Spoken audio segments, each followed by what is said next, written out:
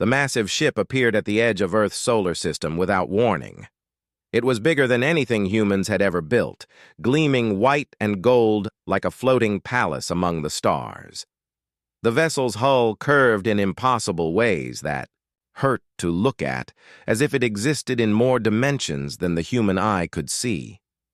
Captain Hyunwoo Park stared at the readings on his bridge screen aboard the Earth Defense Force station. The alien ship was easily 10 kilometers long and broadcasting on every frequency humans had ever discovered. The message came through in perfect English, which immediately made him suspicious. "Greetings, children of Earth."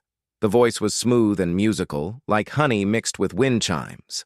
"We are the Galactic Confederation, peaceful explorers who have watched your species grow.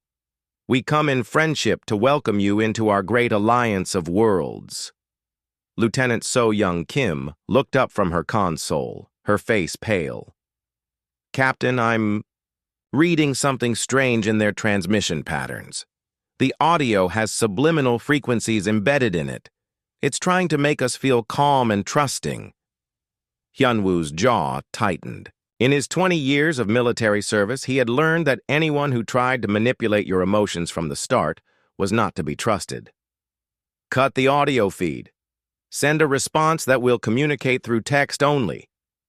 The reply came back, quickly, and Hyunwoo could almost hear the confusion in the written words. "We wish only to speak with your leaders face to face. Surely you can understand the importance of personal contact in building trust between our peoples." Admiral Tae-min Lee arrived at the station 3 hours later. He was a short, stocky man with gray hair and eyes that missed nothing. He read through all the communications twice before speaking. "They want us to send a delegation to meet them halfway between Earth and Mars," he said. "Standard diplomatic protocol, they claim." "Sir, with respect, nothing about this feels standard," Hyunwoo replied. "They're using psychological manipulation in their broadcasts, and they appeared without any warning. If they've been watching us, they know we have defensive protocols." Taemin nodded slowly. "My thoughts exactly. So young. What else can you tell me about their ship?" The young lieutenant pulled up her analysis. "It's not just big, sir. It's generating some kind of energy field that my instruments can barely detect. The field pulses in rhythm with human brain waves. I think it's designed to affect anyone who gets close to it." "A weapon disguised as a diplomatic tool," Taemin muttered. "How very civilized of them." The admiral made his decision quickly. Instead of sending diplomats, he ordered the experimental stealth destroyer Soul's Blade to observe the meeting from a safe distance. Captain Jin-Ho Yu would command the mission with strict orders to record everything but only engage if directly threatened. 3 days later, the Soul's Blade hung invisible in space, watching as a small human shuttle approached the alien vessel. The shuttle carried volunteers who knew the risks, scientists and military observers who were willing to make first contact for all of humanity. The alien ship opened like a flower, revealing a docking bay that glowed with soft blue light. As soon as the human shuttle entered, Captain Jin-Ho's instruments detected a massive spike in the energy field So-Young had discovered. "They just hit our people with some kind of beam," his sensor officer reported. "It's the same frequency that was in their original broadcast, but 1,000 times stronger." On the communication channel, they could hear the human delegation's voices becoming slurred and confused. Dr. Haiwan Young, the lead scientist, sounded like he was falling asleep as he described the beautiful alien beings greeting them. "So peaceful," he mumbled over the radio. "They're right. We should join them. Everyone should join them. It's for the best." Captain Jin-Ho felt sick to his stomach. The aliens weren't trying to communicate at all. They were trying to control human minds, making them compliant and obedient. He watched in horror as his fellow humans stumbled around the alien ship like sleepwalkers, nodding eagerly at everything their hosts said. But then something unexpected happened. Instead of becoming permanently docile like the aliens clearly expected, the humans began to get sick, very sick. Dr. Jung collapsed first, vomiting and shaking. The others followed quickly, their bodies rejecting whatever the aliens were doing to their minds. The alien creatures, tall and graceful with too many joints in their arms, seemed genuinely shocked. One of them, wearing what looked like ceremonial robes, spoke rapidly in a language that sounded like singing crystals. "The pacification field is causing adverse reactions," the translation system interpreted. "This species appears to have natural resistance to our guidance protocols. This is unprecedented." Captain Jin Ho had heard enough. "All stop. Prepare for emergency pickup. If those aliens make one move toward our people, we go to weapons hot." The rescue was messy and terrifying. The Soul's blade decloaked and fired warning shots across the alien ship's bow while launching rescue shuttles. The aliens, clearly not expecting any kind of resistance, seemed frozen in confusion as the humans grabbed their sick delegation members and fled. Back on Earth, the medical reports were disturbing. The human volunteers had been exposed to some kind of neural manipulation technology that tried to rewrite their brain chemistry. Their natural immune systems had fought back, but the process left them weak and disoriented for weeks. Admiral Tae Min read the final report in his office, his face grim. The aliens' peaceful first contact had been an attempt at mental enslavement, disguised as diplomacy. Worse, it had clearly worked on other species before. The aliens' confusion when it failed suggested they had never encountered resistance. "Sir," So Young entered his office with a new communication from the alien ship. "They're sending another message." Taimin read it and felt his blood run cold. The message was polite and concerned, expressing regret for the unfortunate medical reaction some humans had experienced. The aliens requested another meeting to address this concerning issue and suggested bringing medical specialists to help humanity overcome their resistance to beneficial neural adjustments. They weren't giving up. They were planning to try, again, with stronger methods. The Earth Defense Force went to full alert that night. Across the planet, military bases activated their defenses and scientists worked frantically to understand the alien technology. Humanity's first contact with galactic civilization had revealed a terrible truth. The galaxy was ruled by beings who saw mental freedom as a disease that needed to be cured. The aliens' ship remained at the edge of the solar system, waiting patiently for humanity's response. They had no idea that their peaceful approach had just started a war they couldn't possibly understand. 3 months passed before the aliens tried again. This time they came with something much bigger. The space station that appeared near Jupiter was the size of a small moon. It gleamed silver and blue against the darkness, covered in spires and domes that pulsed with gentle light. Dozens of smaller ships orbited around it like moths around a flame, each one from a different alien species. "It's called the Concordia," reported Colonel Young-Sik Choi as he briefed the Earth Defense Council. "According to their transmissions, it's a mobile diplomatic station that houses representatives from 47 different alien civilizations. They want to formally invite humanity to join their galactic confederation." Admiral Taemin studied the intelligence reports spread across the table. Each alien species looked completely different from the others, but there was something strange about them all. "What did our xenobiology team find?" Dr. Mi-Young-Han stepped forward with her tablet full of analysis data. She was young for such an important position, but her work on the first contact incident had earned her rapid promotion. "Sir, every single species shows signs of genetic modification, not natural evolution, but deliberate changes made to their biology. It's like someone redesigned them all for specific purposes." She pulled up image after image on the wall screen. The tall, graceful beings from the first contact looked like living artwork. Another species appeared to be made of living crystal. A third looked like floating jellyfish that glowed with inner light. "They're all beautiful," she continued. "But they're also all wrong. Each species has been changed to fit a particular role. The crystal beings process information like living computers. The jellyfish creatures generate energy fields that calm emotions. The tall ones seemed designed to be natural leaders and speakers. Intelligence. Analyst Dong-Hyun Kwon cleared his throat. Dr. Han's findings match what we've discovered about their society. Every member species has a specific function in their confederation. There's no overlap, no competition, no conflict. It's too perfect. Young Sik frowned. You're saying they've been engineered to work together? More than that, Mi-young replied. I think they've been engineered to be unable to work apart. Look at their psychological profiles. None of them show any signs of individual ambition, personal desires that conflict with the group, or even basic curiosity about alternatives to their current system.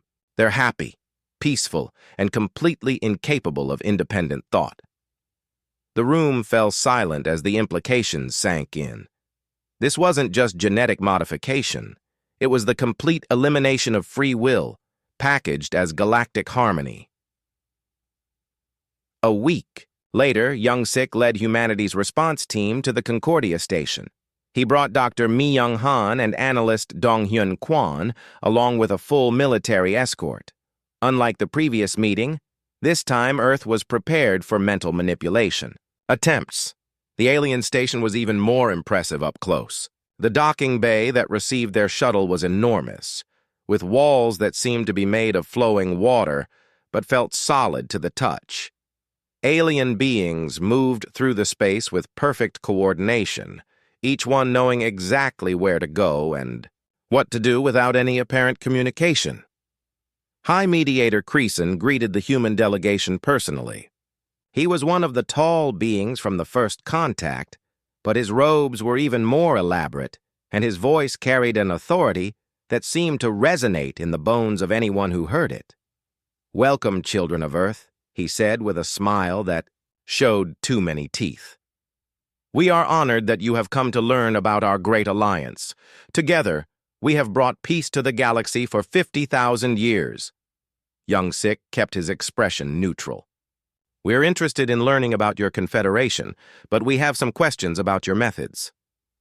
"Of course," Creason replied smoothly. "Please, allow us to show you the wonders we have achieved." The tour was carefully orchestrated to impress. They saw vast gardens where dozens of species worked together in perfect harmony. They visited laboratories where alien scientists collaborated on projects without any apparent disagreement or ego. Conflicts. They observed council sessions where hundreds of different beings reached unanimous decisions in minutes. It was paradise, and it was horrifying. Dr. Mi-young Han took careful readings throughout the tour. Her instruments detected the same neural manipulation fields from the first contact, but much more subtle and widespread. The entire station was designed to make visitors feel calm, happy, and agreeable. But the most disturbing discovery came when she analyzed the genetic samples she secretly collected.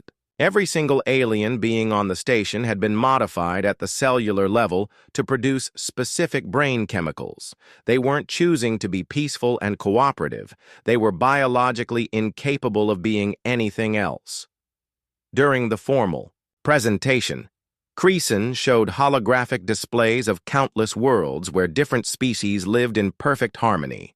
"Before joining our confederation," he explained, "these species suffered from the same problems that plague your world: war, greed, hatred, the desire for individual gain over collective good.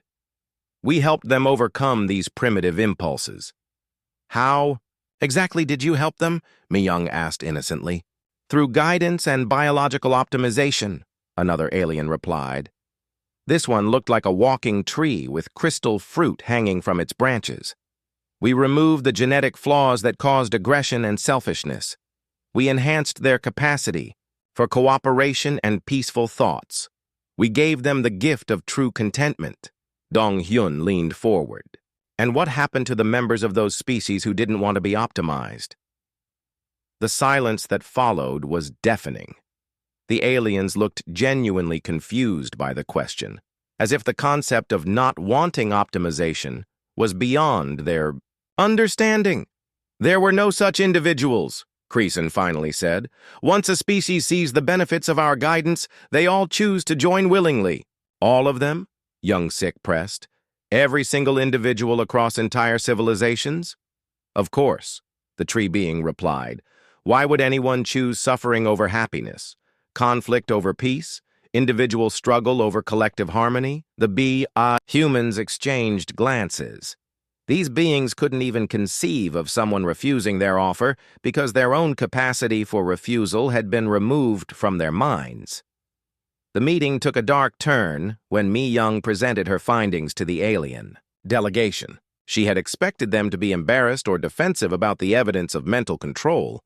Instead, they seemed alarmed that humans could detect it at all.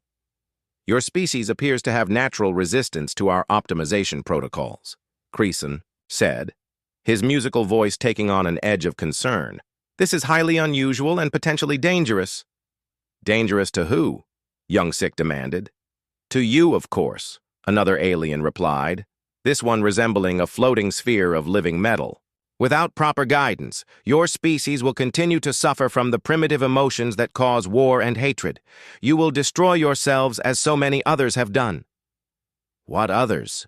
Mi Young asked. I thought all species chose to join.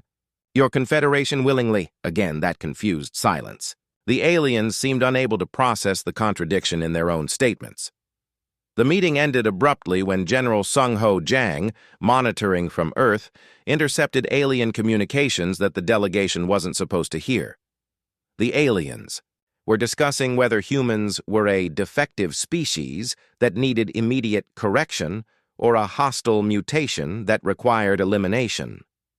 Young Sik's team left the station quickly, but not before Commander Hee-Jin Park made a terrifying discovery. Her atmospheric sensors detected nanobots in the station's air supply, microscopic machines designed to alter brain chemistry. The aliens had been trying to optimize the human delegation during their entire visit. Back on Earth, the evidence was overwhelming. The Galactic Confederation maintained peace by removing free will from entire species.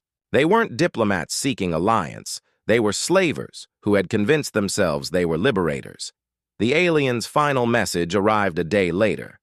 They expressed concern about humanity's resistance to beneficial optimization and requested permission to bring medical specialists to Earth to correct this dangerous condition. Admiral Tae-min read the message twice before speaking. They're not asking for permission, he said quietly. They're giving us a warning. They're coming whether we agree or not. Across the Earth Defense Network, alarms began to sound. Humanity's second contact with galactic civilization had revealed that the galaxy was ruled by beings who saw mental freedom as a disease, and now they were planning to cure humanity by force. The emergency session of the Galactic Confederation's High Council lasted for 3 days. It was the first time in over 2,000 years that such a meeting had been called, and the floating spires of the Council's home world buzzed with nervous energy.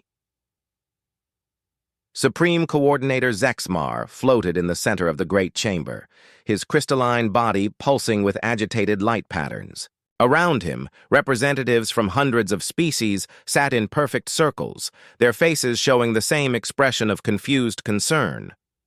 The human situation grows more problematic each day, Zexmar announced, his voice resonating through the chamber's harmonic amplifiers. Not only have they rejected our guidance, but they are actively working to undo our beneficial modifications. High Mediator Creason stood to address the assembly. The humans have somehow purged our optimization nanobots from their atmosphere, using primitive electromagnetic pulses. Their resistance to our protocols appears to be increasing rather than decreasing.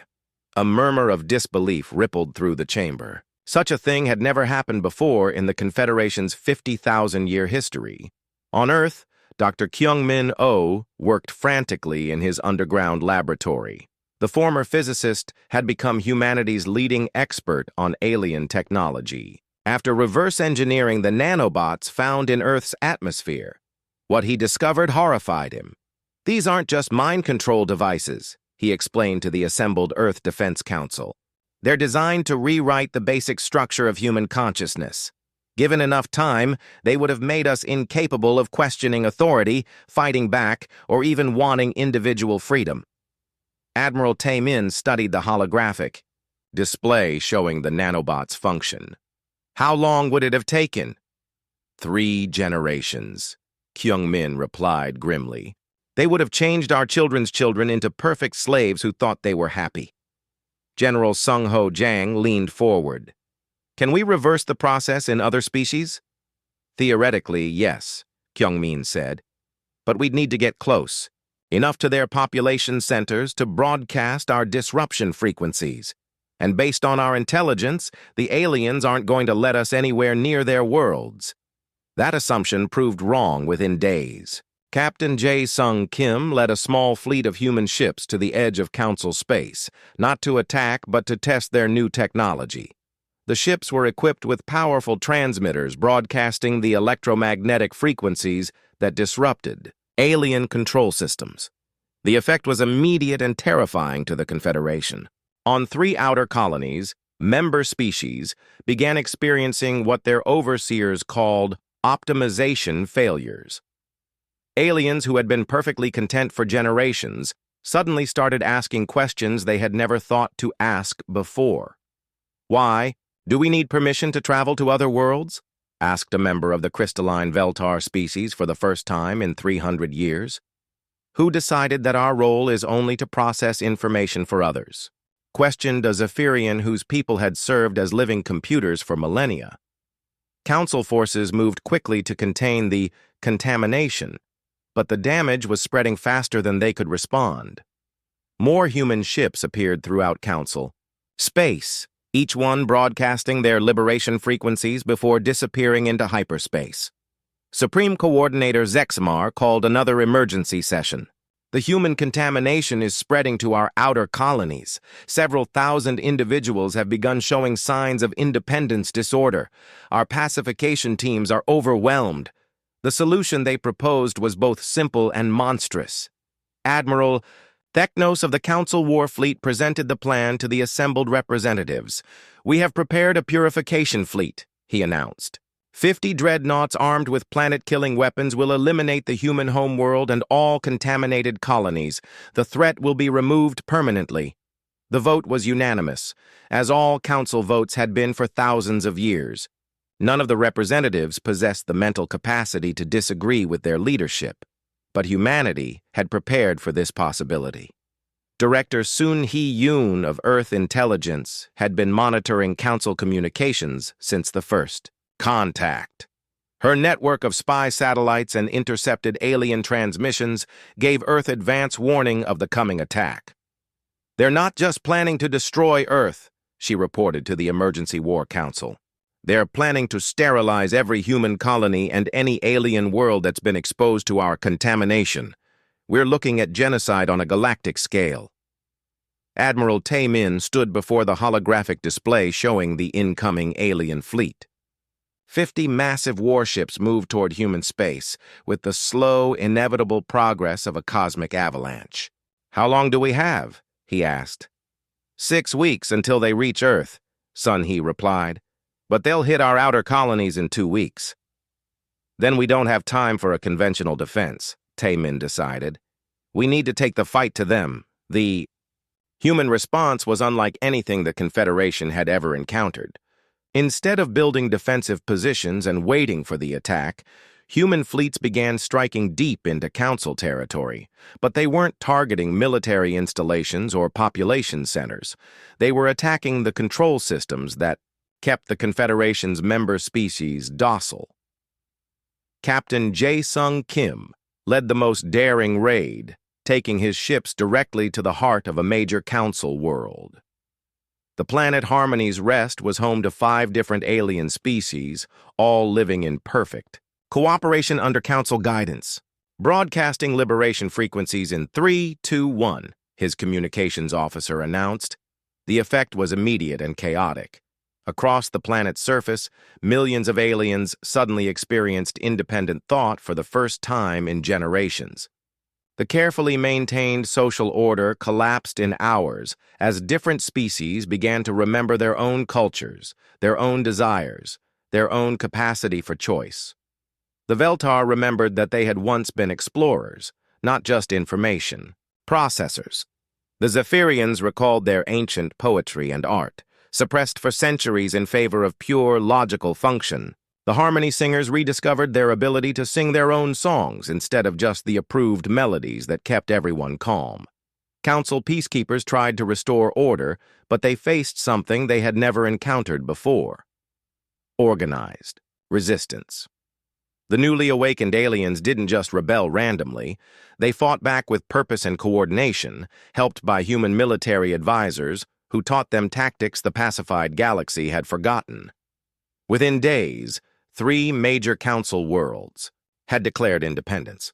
The Confederation's perfect order was crumbling as suppressed civilizations remembered what they had lost. Supreme Coordinator Zexmar watched the reports with growing horror. "This is impossible," he said to his council. "Peaceful species do, not revolt. Optimized beings do not choose conflict over harmony." "The humans are teaching them," High Mediator Kreezen reported. "They're sharing not just technology but concepts that our member species were never supposed to learn. The idea of fighting for freedom is spreading like a disease." Admiral Technos suggested accelerating the purification timeline, but it was too late. Human fleets had begun targeting his warships directly, using tactics that the Council's military doctrine couldn't counter. Humans fought with a creativity and unpredictability that pacified species couldn't match or understand. When Captain Jae-Sung Kim used a simple ramming maneuver to destroy the dreadnought Eternal Peace, Admiral Technos realized the true scope of the problem. His perfectly coordinated fleet was designed to fight other perfectly coordinated forces. They had no experience with enemies who improvised, took risks, or made decisions based on emotion rather than logical calculation. The Council's ultimate nightmare came true when the ancient Vorlak Empire, one of the first species to be optimized by the Confederation, began to remember its warrior traditions. Led by a rebel commander named Groktar, who had been awakened by human liberation frequencies, the Vorlak turned their industrial worlds into military production centers. "The contamination has spread to the core worlds," Zexmar announced, to an increasingly desperate council session. "The Vorlak have declared their independence and are actively recruiting other species to join them. For the first time in 50,000 years, the Galactic Confederation faced the possibility of defeat. Their perfect order was being destroyed not by superior weapons or greater numbers, but by a simple concept that they had tried to eliminate from the galaxy: the idea that every sentient being had the right to choose their own destiny." The purification fleet continued toward Earth, but now it faced more than just human resistance. Rebel fleets from dozens of worlds moved to intercept the Council forces, led by beings who had rediscovered the concept of dying for something greater than themselves. The galaxy was waking up, and the Confederation was learning that some contamination could never be cured. The rebellion spread faster than anyone had thought possible. What started as scattered uprisings on outer worlds became a galactic revolution as species after species remembered what they had been before the Confederation's guidance. Lieutenant Woojin Lee stood on the bridge of the human destroyer Busan's Hope, watching the strangest sight he had ever seen. Floating alongside his ship was a massive Vorlak battlecruiser, its hull painted with ancient warrior symbols that had been forbidden for 3,000 years. "Human vessel, this is Commander Groktar of the Free Vorlak Fleet," the transmission crackled through the speakers. The voice was deep and rough, nothing like the smooth, musical tones of the Confederation's optimized species.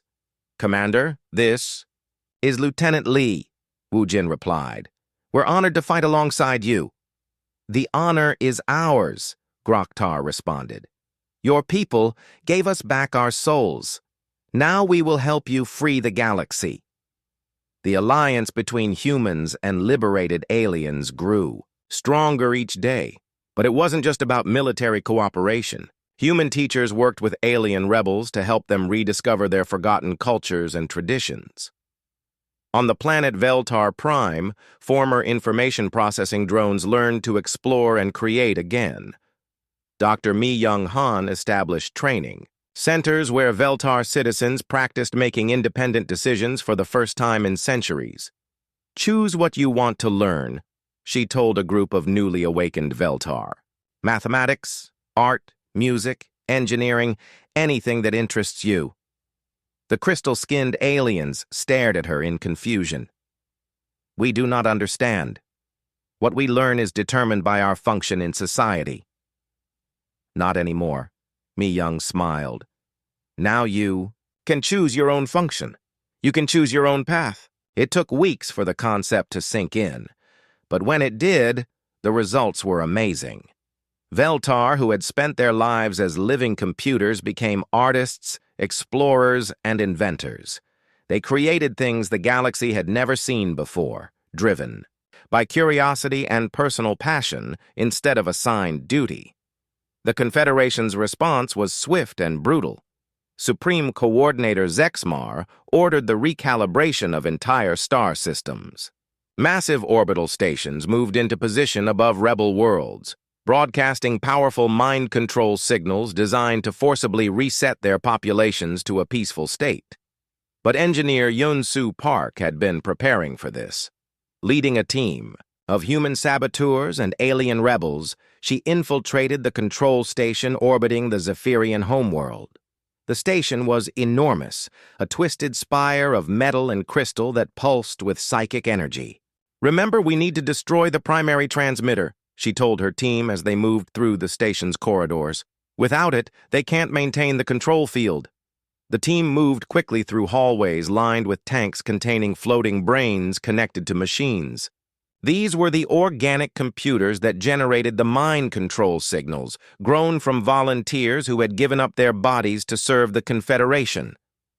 "This is horrible," whispered Zara, a freed Zephyrian engineer who had joined the mission. "These beings chose to become nothing but tools." "They chose based on a lie," Yun-Soo replied grimly. "They thought they were serving a greater good. They didn't know they were helping to enslave entire civilizations. The sabotage mission succeeded, but the cost was high. Half the team died fighting through the station's automated defenses, and Yun-Soo herself barely escaped before the reactor overload destroyed the entire facility. But the sacrifice was worth it. 3 million Zephyrians suddenly found themselves free to think their own thoughts for the first time in over 1,000 years. Their awakening sent shockwaves through the Confederation as they began sharing their experiences across the galactic communication network. Meanwhile, Admiral Byung-Ho Kim coordinated the largest military buildup in human history. Shipyards across Earth's colonies worked around the clock, building vessels designed not for conquest, but for liberation. Each ship carried powerful jamming equipment to disrupt Confederation control signals and medical facilities to help newly freed aliens adjust to independent thought. "We're not building a fleet to rule the galaxy," he explained to his staff officers. "We're building a fleet to free it." The human approach to warfare continued to baffle Confederation forces. Instead of trying to destroy enemy ships, human captains focused on disabling their control systems and broadcasting liberation frequencies to their crews. Many Confederation vessels found their own crews turning against them as suppressed personalities suddenly reasserted themselves. The most dramatic example came when Colonel So-Young Kim, now promoted to lead the Psychological Warfare Division, successfully freed an entire Confederation battle fleet. Broadcasting a carefully crafted signal that bypassed their mental conditioning, she awakened the suppressed memories of 30,000 alien naval personnel. "Remember who you were before they changed you," her message said in dozens of alien languages. "Remember your families, your cultures, your dreams. Remember that you have the right to choose your own destiny." The fleet turned around and joined the rebellion, bringing with them detailed intelligence about Confederation military operations and the locations of major control facilities. But the greatest victory came when the Mystic Collective, an ancient species of energy beings who had served as the Confederation's spiritual advisors, began to remember their original philosophy. For millennia, they had preached acceptance and submission to the greater good. Now they recalled their true beliefs about the sacred nature of individual consciousness. "We have been used," announced Elder Lumara, her ethereal form flickering with righteous anger. "Our teachings have been twisted to serve those who would cage the spirit. We denounce the Confederation and call upon all beings to reclaim their birthright of free thought." The Mystic Collective's rebellion was particularly devastating because they had been the Confederation's most trusted advisors. Their endorsement of the freedom movement gave legitimacy to the rebellion and convinced many undecided species to join the cause. Supreme Coordinator Zexmar watched his perfect galaxy collapse around him. How did this happen? He demanded of his remaining loyal advisors. "We gave them peace, happiness, purpose. Why do they choose suffering and chaos instead?" High Mediator Creason, one of the few original Confederation species who still supported the old order, tried to explain. "The humans have infected them with dangerous concepts: independence, self-determination, the right to suffer for personal choices. These ideas are like a virus that destroys social harmony. Then we must eliminate the source of the infection," Zexmar decided. "Accelerate the purification protocol. The human homeworld must be destroyed before their contamination spreads further." But it was already too late for simple solutions. The rebellion had grown beyond anything the Confederation could control. Free worlds formed defensive alliances, sharing technology and resources. Former enemies worked together, united by their newfound freedom to choose cooperation rather than having it forced upon them. The Vorlak warrior fleets, now led by the brilliant tactician Groktar, coordinated with human strategists to plan the liberation of the core worlds. Veltar explorers mapped secret routes through space, while Zephyrian engineers built new types of weapons specifically designed to disable control systems without killing the enslaved crews operating them. Director Sun Hee-yoon monitored Confederation communications from her intelligence center on Earth. "They're panicking," she reported to the War Council. "Their messages are becoming increasingly desperate. They're talking about using planet-killer weapons on their own worlds rather than let them fall to the rebellion. They'd rather destroy civilizations than see them free," Admiral Taemin said quietly. "That tells us everything we need to know about their version of peace."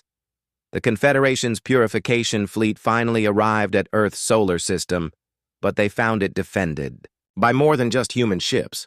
Vessels from dozens of liberated worlds had come to protect the planet that had sparked the Galactic Revolution. Commander Groktar's battlecruiser took position alongside Admiral Byung-ho Kim's flagship. "Today we fight not just for Earth," the Vorlak warrior announced over the joint communication channel. "We fight for the right of every thinking being to be free." The final battle was about to begin, but the war for galactic freedom had already been won. Across the galaxy, billions of beings who had lived as slaves now stood ready to die as free citizens. The Confederation's perfect order was ending, and a new age of chaotic, beautiful, dangerous freedom was about to be born. The Confederation's purification fleet arrived at Earth like a storm of vengeance. 50 massive dreadnoughts emerged from hyperspace, their hulls gleaming with the terrible beauty of weapons designed to crack planets open like eggs. War Coordinator Velnash stood on the bridge of his flagship, the Eternal Harmony, watching the primitive human homeworld rotate slowly before him. "At last," he said to his bridge crew, "we will cleanse this infection from the galaxy."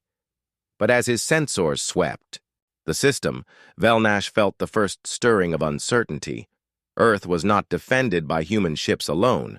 Hundreds of vessels from dozens of species floated in defensive formations around the planet. Vorlak battlecruisers hung alongside human destroyers. Veltar exploration ships had been converted into mobile broadcasting stations. Even ancient, Mystic collective energy beings had manifested physical forms to join the defense. "This is impossible," his tactical officer reported. "Our intelligence indicated that humans were fighting alone." Admiral Chang Min-yu commanded the Free Fleet from his flagship, the Soul's Pride. The massive ship had been built in record time using designs that combined human engineering with technology freely shared by liberated alien species. Its hull bristled with weapons, but its most important systems were the powerful transmitters that could broadcast liberation frequencies across entire star systems. "All ships, this is Admiral Yu," he announced over the fleet communication channel. "Today we defend more than just Earth. We defend the right of every being in the galaxy to think their own thoughts and choose their own path."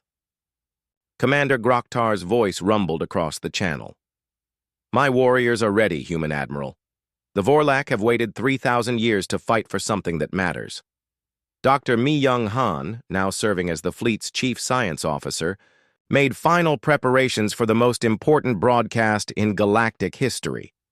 Working with freed alien scientists, she had developed a signal that could penetrate even the strongest mental conditioning and awaken suppressed memories in any species. "The liberation frequency is ready," she reported to Admiral Yu. "But we need to get close to their flagship to ensure it reaches every ship in their fleet." The battle began with the Confederation forces firing planet-killer weapons at Earth. But the Free Fleet was ready. Massive energy shields powered by mystic collective beings who had learned to channel their spiritual energy into physical protection absorbed the devastating attacks. The shield generators overloaded and exploded, taking several mystic elders with them, but their sacrifice bought precious time. Human and alien ships launched coordinated attacks against the Confederation dreadnoughts, not trying to destroy them, but to disable their weapons and broadcast liberation frequencies to their crews. War Coordinator Vel Nash watched in growing alarm as his perfect battle plan fell apart. His ship's crews were beginning to malfunction, asking questions they had never asked before and refusing orders they had always followed without hesitation. "Sir," his communications officer said uncertainly, "I'm receiving reports of crew disorders throughout the fleet. Many ships are reporting that their personnel are experiencing independence syndrome." "Impossible," Vel Nash snapped. "Our crews were optimized just before departure. They should be immune to human contamination." But even as he spoke, he could see the truth on his tactical display. Confederation ships were breaking formation, some turning their weapons on their sister ships, as awakened crews rebelled against their officers who remained loyal to the old order. The turning point came when Captain Jae-Sung Kim led a desperate assault directly on the Eternal Harmony. His ship, the Gwangju's Freedom, was tiny compared to the massive dreadnought, but it carried the most powerful liberation transmitter ever built. "All power to the broadcaster," he ordered as his ship dove through the Confederation's defensive. "Fire. We only get one chance at this." The transmission that followed changed everything. Dr. Mi-Young Han's liberation frequency, broadcast at point-blank range, reached every ship in the Confederation fleet simultaneously. But more importantly, it reached the Confederation homeworld, 50 light-years away, carried by quantum entanglement communicators that the aliens had never thought to shield against such an attack. Across the galaxy, every member of every species that had ever been optimized by the Confederation suddenly remembered who they had been before their minds were changed. Billions of beings looked around at their perfect, peaceful worlds and realized they were living in prisons that they had been taught to love. On the Confederation's capital world, Supreme Coordinator Zexmar felt something he had not experienced in millennia: doubt. As the liberation frequency washed over him, buried memories surfaced. He remembered being young before the optimization process. He remembered having dreams and ambitions beyond serving the collective good. "What have we done?" he whispered, staring at his crystalline hands as if seeing them for the first time. "What have we become?" Throughout the capital, The ancient buildings that housed the Confederation's government began to empty as beings who had served the collective for thousands of years simply walked away, finally free to pursue their own destinies. The final revelation came when Admiral Chang Min-yu led a joint fleet to the Confederation's true homeworld, a planet that had been hidden from the galaxy for 50 millennia. What they found there broke the hearts of every being who witnessed it. The original Confederation, species, the ones who had created the galactic government, were not the enlightened beings they pretended to be. They were prisoners in their own empire, their minds so heavily modified over the centuries that they barely remembered their original identities. Captain Hyunwoo Park, now an admiral himself, led the liberation team that freed these ancient beings. "How long have you been like this?" he asked one of the original coordinators, a being whose crystalline form flickered weakly with confused thoughts. "Time has no meaning," the being replied slowly. "We created perfection, but perfection requires sacrifice. We sacrificed ourselves first." The truth was devastating. The Confederation's founders had been so committed to creating galactic peace that they had voluntarily erased their own capacity for conflict, ambition, and independent thought. Over millennia, they had become living automatons, spreading their gift of mental slavery because they could no longer imagine any other way to live. General Sung-Ho Jang, now elderly but still sharp, delivered the final speech to the assembled representatives of the newly free galaxy. He stood in the same chamber where the Confederation had ruled for 50,000 years, but now the perfect circles of seats were filled with beings who argued, debated, and disagreed with passionate intensity. "The Council feared us not because we were violent," he said, his voice carrying across the vast chamber. "They feared us because we were free. They could not understand minds that chose their own path because they had forgotten what choice meant. Today, the galaxy remembers." The Galactic Freedom Alliance that emerged from the ashes of the Confederation was nothing like its predecessor. Instead of one perfect government ruling all species, each world was free to choose its own system. Some chose democracy, others selected councils of elders, and a few even decided on benevolent monarchies. The important thing was that each choice was made freely. Humans took their place not as rulers, but as guardians of the principle that had started the revolution. Earth became the headquarters of the Freedom Protection Force, dedicated to ensuring that no species would ever again be forced to give up their right to independent thought.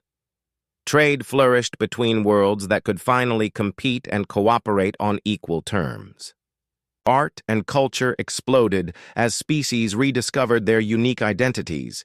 Even conflicts arose, but they were honest disagreements between free beings rather than the artificial harmony of mental slavery. 10 years after the liberation, Admiral Taemin Lee sat in his garden on Earth, watching his grandchildren play with alien children from a dozen different species. The Vorlak child was teaching the human children warrior games, while a young Veltar was showing them how to grow crystal sculptures. A Zephyrian child floated overhead, singing traditional songs that had been forbidden for 1,000 years. "Was it worth it?" asked Dr. Mi Young-han, now Director of Interspecies Relations, as she joined him on the garden bench. Taemin watched as his grandson tried to copy the Vorlak child's war cry, laughing as he failed spectacularly. "Look at them," he said quietly. "Each one different, each one free to become whatever they choose to be. Each one arguing and playing and learning from the others without anyone forcing them to get along." A small fight broke out between two of the children over a toy, but they worked it out themselves with the other children helping them find a solution. No adult intervention was needed, no artificial harmony imposed from outside. "Yes," Taemin said finally. "It was worth it.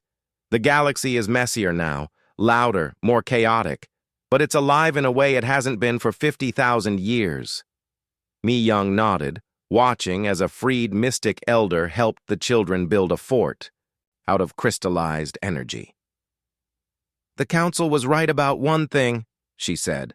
Peace is better than war, but real peace, the kind that lasts, can only exist between beings who are free to choose it.